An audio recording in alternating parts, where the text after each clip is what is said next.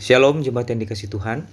Pagi hari ini kita akan membaca satu bagian firman Tuhan dari kitab 1 Raja-Raja pasal yang ke-9 ayat 1 hingga ayat yang ke-3. Saya bacakan bagi saudara. Ketika Salomo selesai mendirikan rumah Tuhan dan istana raja dan membuat segala yang diinginkannya, maka Tuhan menampakkan diri kepada Salomo untuk kedua kalinya, seperti dia sudah menampakkan diri kepadanya di Gibeon. Firman Tuhan kepadanya, "Telah kudengar doa dan permohonanmu yang kau sampaikan di hadapanku. Aku telah menguduskan rumah yang kau dirikan ini untuk membuat namaku tinggal di situ sampai selama-lamanya.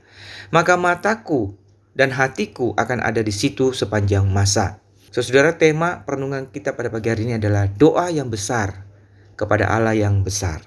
Saudara, di dalam bagian ini yang tadi kita baru baca, dicatat bahwa Tuhan menjawab doa Salomo yang ia naikkan dan dicatat di pasal sebelumnya, dalam 1 Raja pasal 8. Tuhan berfirman bahwa dia akan mengabulkan permohonan doa Salomo dengan memperhatikan dan menjawab doa yang dinaikkan umat Tuhan di hadapannya di rumah Tuhan.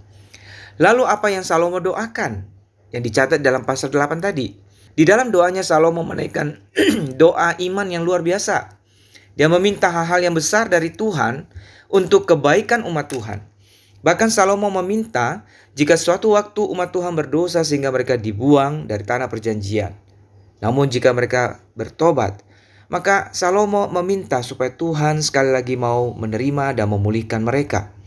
Suatu doa yang luar biasa. Pertanyaannya, apa yang membuat Salomo dapat menaikkan doa iman yang begitu besar? Hal ini tentu bukan muncul tanpa alasan, tapi doa ini dinaikkan sebagai ekspresi iman dan keyakinan Salomo tentang siapa Tuhan dan karakternya yang mulia.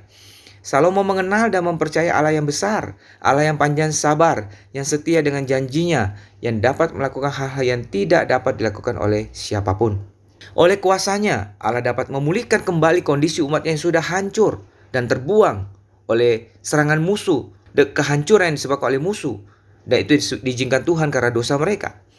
Dan oleh kasih-Nya, Allah menerima kembali umatnya yang sudah gagal ini, yang sudah berdosa, dan ketika mereka berseru kepadanya dan bertobat. Dan saudara, pengenalan akan Allah dan keyakinan akan Allah seperti ini yang membuat Salomo dapat menaikkan doa iman yang besar, karena ia berdoa kepada Allah yang besar. Demikian juga dengan kita. Di dalam Kristus kita pun mengenal Allah yang sama seperti yang dikenal oleh Salomo. Bahkan kita memanggilnya sebagai Bapa kita. Karena itu kita pun dapat menaikkan doa yang besar. Tentunya hal ini bergantung kepada sejauh mana pengenalan dan keyakinan kita akan kebesaran Tuhan. Karena itu kita perlu terus belajar firman Tuhan agar iman dan pengenalan kita akan Tuhan terus bertumbuh. Kiranya Tuhan menambahkan kepada kita iman dan pengenalan akan Tuhan yang besar, sehingga kita dimampukan untuk menaikkan doa yang besar pula. Doa yang membawa kebaikan bagi umat Tuhan dan memuliakan namanya. Amin.